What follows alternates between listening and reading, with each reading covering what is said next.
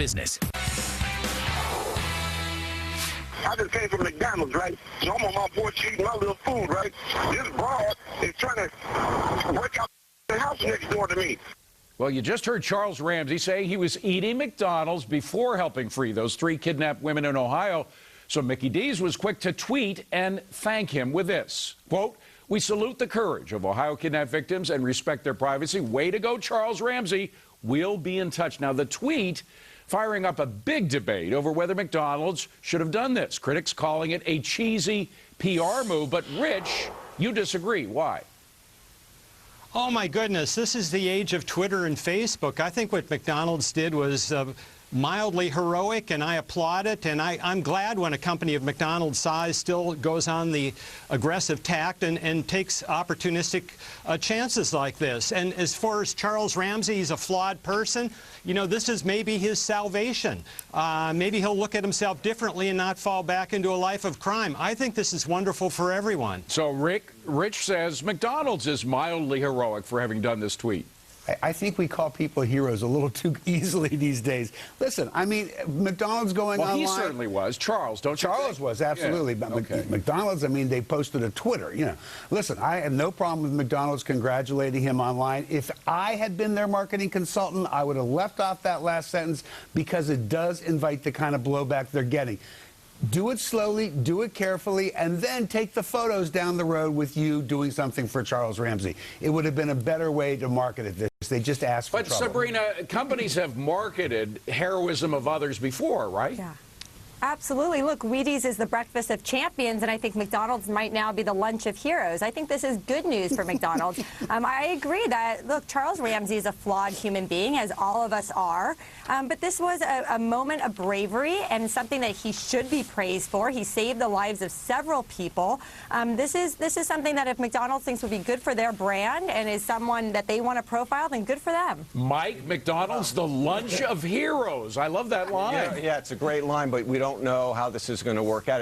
It's always very risky when a company or an individual attaches themselves to a tragic situation. I think of President Obama when he surrounded himself with the families of the school children that were murdered in Connecticut so that he would help him get his legislation passed on guns. Of course, it failed, and he took a lot of heat for that. So there's a lot of risk attached with this as well. It's a risky movie, Mac, no doubt, but is it a good one? I think it's fine. Listen, I'm just glad that, you know, Mr. Ramsey didn't say he was paying his ExxonMobil heating bill and then Exxon tweeted about it because, you know, Rick Gunger may have had, you know, a mild transient stroke over that one. No, I'm just kidding. Or heart failure or something. But listen, all we're talking about, this is just a tweet. It's just a tweet. I mean, basically, McDonald's is not saying we're going to build a commercial built on kidnapping. And I like how we blast companies and CEOs for not being socially conscientious. And now McDonald's put out a tiny little tweet. Yeah. It's not as if McDonald's went and poured cyanide into the Pacific Ocean. They just put out a tweet. That's all they did. Well, Bill, is this a good move or not? I didn't think it took very long for it to boomerang on McDonald's. First of all, it was a revelation that it wasn't just the hero, but the apparent perpetrator of this crime who loves McDonald's. The second thing is that Charles Ramsey's ramblings discourse on television had a lot of negativity in it. You know, talk about domestic violence and 9/11. Does McDonald's want its brand associated with that kind of stuff? Well, first of all, a lot of that stuff from his history has been admitted by him and his ex-spouse, who apparently was involved in beating at one point, but they apparently have buried the hatchet. So, Rich, that is history. But the fact is that a lot of the blowback that McDonald's is getting now, I see no evidence that it's hurting them, that it's hurting their sales. Have you? Yeah, and that's exactly what was on my mind after Bill's comments. I don't see any evidence of that. And the fact is, we all know that big companies like Walmart and McDonald's, particularly those that market, you know, to working class people, get criticized by the elites on the coast who spend all their time in the Twitterverse.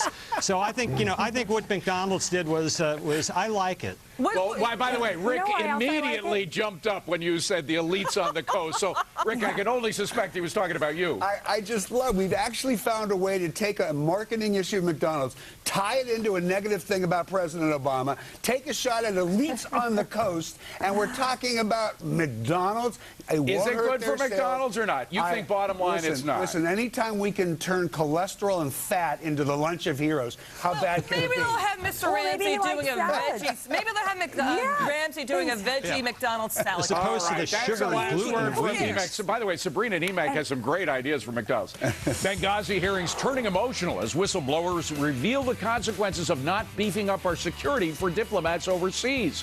So is it time to stop sending cash to countries that hate us and spend more on protecting us? That's at the bottom of the hour on Cashing In. But first, right here, a judge knocking down the National Labor Board's new rule requiring employers hang posters in the workplace telling workers how to unionize. If this is a loss for unions, is it a win for jobs?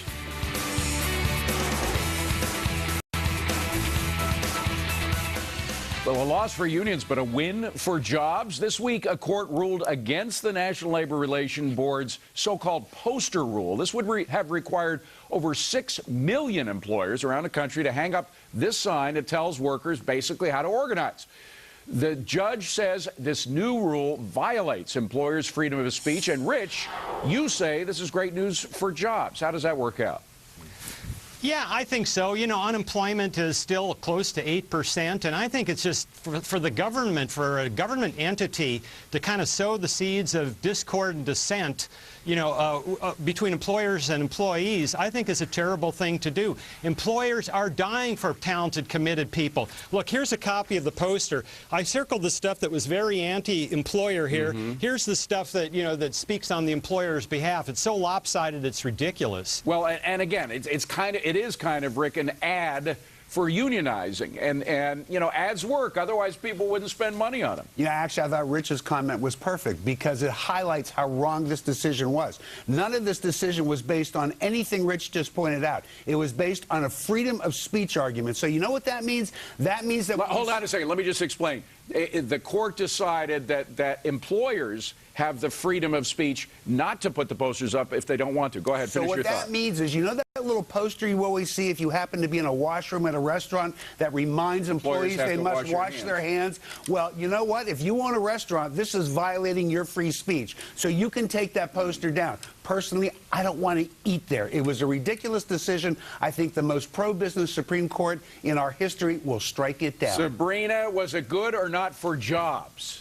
I think this was good for jobs. And you know what's also good for is to change the narrative. We talk so often about unions being this sort of small counterweight to big business, big mean business. But the reality is the public knows differently, and I think that this is responding to public sort of unhappiness with public and private sector unions. Gallup found a few months ago that 42% of Americans want to see unions have less influence, and I think this ruling reflects that very well. Mike, there are a lot of service employers who were behind striking this rule down, saying that if we had to put up these things, if the workers unionize as a result of these ads, we'd be out of business. David, this is very good for jobs, because companies in the private sector that are not unionized are much more profitable and grow much more faster and end up hiring more people than private companies that are unionized. Emac, what do you think? I agree with Rich Karlgaard, because this poster really is lopsided in favor of unions. It does not tell the worker, and it really hides from the worker and misleads the worker, that they have the right to refuse to pay union dues in right-to-work states. They have the right to decertify a union if they don't want the really bad union representing them. I think this is a plus for workers to get the best information that they deserve in the workplace. Rick, you read through these employee rights, the same thing that Rich just read. I mean, it is lopsided in favor of union organizing, is it not? Actually, I think it does what the law says, but here's the important point. Each and every one of you just gave your reason why you don't like the poster. Fine. That was not the basis of the decision. You can't defend... Yes, it was. No, it was a right not to speak and not to be coercive. It was a First Amendment right for the company not to be coerced with a misleading poster. We got to wrap it up in 1 second. All of them gone. You would argue that no employer should have to put up any of these warnings. Rick was holding up one side of the argument, so we gave him the last word. No surprise, by the way, about new reports that we're going to spend more on moms this year. But before you buy the flowers, check out our Informer stocks that could make you mom's favorite this Mother's Day.